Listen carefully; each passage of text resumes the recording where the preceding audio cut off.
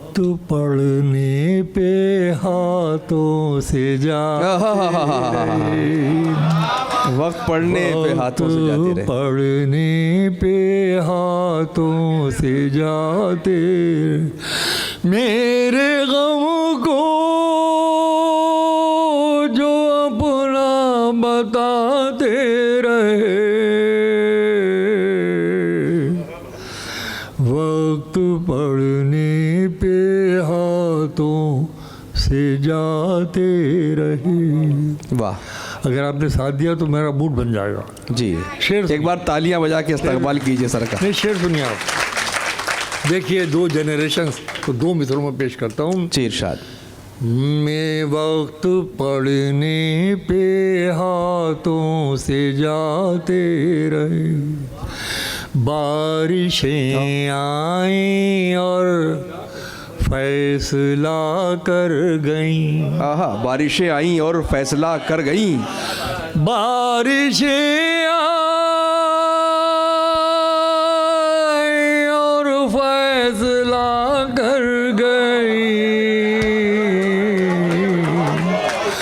लोग टूटी छतें आजमाते रहे, लोग टूटी छतें आजमाते रहे। वाह वाह वाह वाह वाह। बारिशें आई और फैसला कर गई, लोग टूटी छतें आजमाते रहे, नन्हे बच्चों ने छू भी लिया हाय हाय, चाँद को। क्या अच्छा मिसरा है। नन्हे बच्चों ने छू भी लिया चाँद को, बूढ़े बाबा कहानी सुनाते रहे। सुनाते रहे। हाँ हाँ हाँ हाँ, बूढ़े बाबा कहानी सुनाते रहे। बाबा का आहा, नन्हे बच्चों ने नन्हे बच्चों ने छू भी लिया चांद को, बूढ़े बाबा कहानी सुनाते रहे। आज का है तो मैंने कब कहा था, मगर आज ये कितना सच्चा है, सुनिए। दूर तक हाथ में कोई पत्थर न था, दूर तक हाथ में कोई पत्थर न था, दूर तक हाथ में कोई पत्थर न था, फिर भी हम जाने क्यों सर बचाते। वाह वाह वाह वाह वाह वाह वाह वाह वाह, क्या एहतियात के साथ कहा गया शेर है। वाह वाह दूर वाह। तक हाथ में कोई पत्थर न था, फिर भी हम जाने क्यों सर बचाते रहे। शायरी जहर थी क्या करें ऐ वसीम, शायरी जहर थी क्या करें ऐ वसीम, लोग पीते रहे हम पिलाते रहे। वाह वाह वाह वाह वाह, बहुत शुक्रिया। एक बार स्टैंडिंग ओवेशन हम दें प्रोफेसर वसीम बरेलवी साहब को, और तपस्या साहिबा से गुजारिश है कि अब क्लोज़ करें इस फंक्शन को। जोरदार तालियां, तशरीफ लाएं।